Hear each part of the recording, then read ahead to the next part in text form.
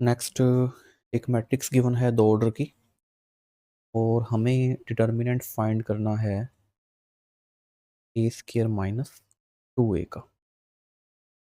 तो पहले ए square minus 2a matrix को फाइंड करते हैं, फिर उसका डिटर्मिनेंट मिल जाएगा। तो ए को ए से मल्टीप्लाई करते हैं, -2 टाइम्स ए।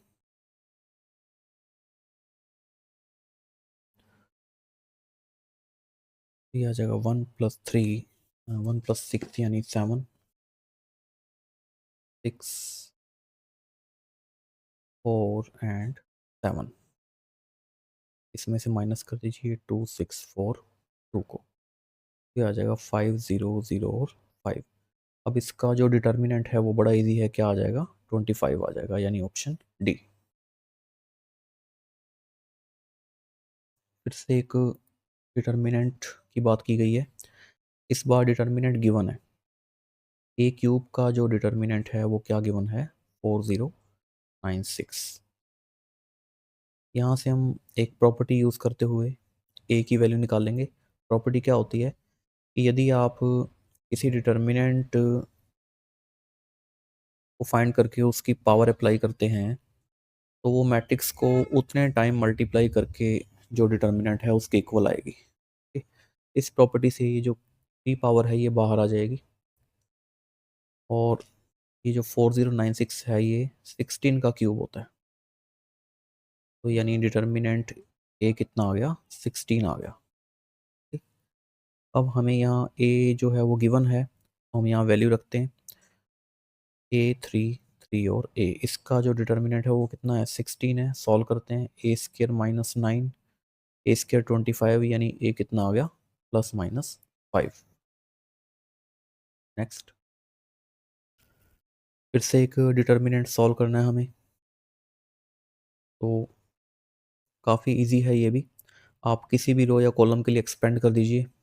मान लीजिए कि हम पहली रो के लिए एक्सपेंड करते हैं, तो ये आपका आ जाएगा -a स्क्वायर आ जाएगा यहाँ -a स्क्वायर।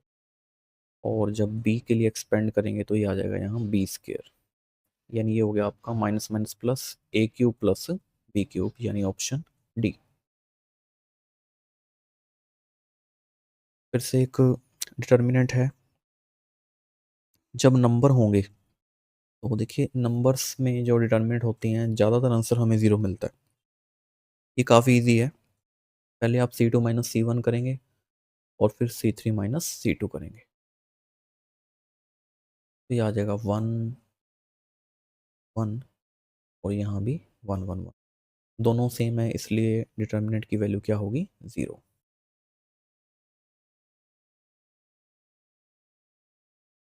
अगेन एक डिटर्मिनेंट, आप इसको जैसे मर्जी सॉल्व कर दीजिए। R1 प्लस R2 कर सकते हैं, C1 प्लस C2 कर सकते हैं। मान लीजिए हमने किया R1 प्लस R2, तो 0 0 2।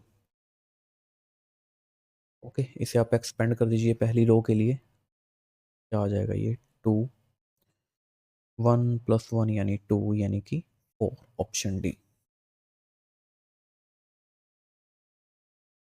फिर से एक डिटर्मिनेंट, ये भी सेम वे में हो जाएगी।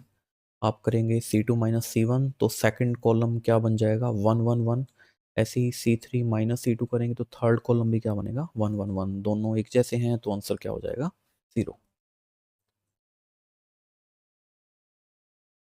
फिर से एक डिटर्मिनेंट, तो इस डिटर्मिनेंट को सॉल्व करने के लिए हम एक रिजल्ट याद करते हैं। अगर इस तरह का फॉर्मेट दिखे, चाहे रो में हो चाहे कॉलम में, क्योंकि रो और कॉलम का को चेंज करने पर डिटर्मिनेंट में चेंज नहीं आता, बिकॉज प्रॉपर्टी है कि ए का जो डिटर्मिनेंट है वो उसके ट्रांसपोज के डिटर्मिनेंट के बराबर होता है। तो ये जो वैल्यूज़ हैं इसको आप याद रख लीजिए, ये होता है a minus B, B minus C और सी माइनस ए। इसे एज ए स्टैंडर्ड रिजल्ट आप याद रखिए। तो यहाँ हम इस बात को अप्लाई कर देते हैं। मान लीजिए कि a जो है हमने 4 लिया, b लिया 3 और c लिया 2। ओके, अप्लाई कर देते हैं यहाँ। a माइनस बी यानी 1, b माइनस सी भी 1 और c माइनस a माइनस 2, यानी रिजल्ट क्या हो गया -2।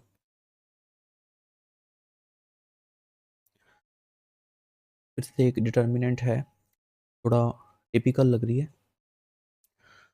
तो देखिए यहाँ अगर हम R1 प्लस R3 करें और उसको 2 टाइम्स R2 करें, ठीक? तो हमें जो रो है वो 0 मिल जाएगी। जिस भी रो में आप करना चाहें कर सकते हैं। मान लीजिए हमने रो 1 में चेंज किया, तो R1 plus R3 minus 2 times R2 आप करके देख लीजिए, आपको 0 मिलेगा।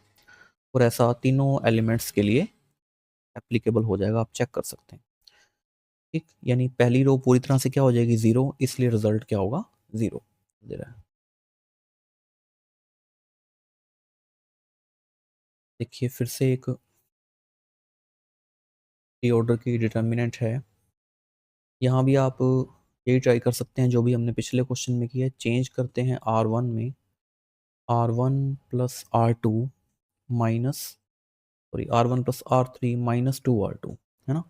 आप देख सकते हैं कि ये भी आपका क्या बन जाएगा 0 बन जाएगा। पूरी रो आपकी 0 हो जाएगी, इसलिए इसका आंसर भी क्या हो जाएगा 0। ओके, यहाँ और भी मेथड्स हैं, आप ट्राई कर सकते हैं, लेकिन ये आपको जल्दी आंसर दे रहा है। नेक्स्ट एक मैट्रिक्स है जो कि नॉन सिंगुलर है। नॉन सिंगुलर का मतलब है कि हमें उसके डिटर्मिनेंट को क्या करना है, नॉन ज़ीरो लेकर चलना है। देखिए यहाँ ऑप्शंस जो हैं वो लेस देन ग्रेटर देन में हैं। अगर हम यहाँ बिल्कुल ही टाइम बचाना चाहें तो देखिए इसका आंसर हम डायरेक्ट बता सकते हैं, जो कि ऑप्शन डी होगी।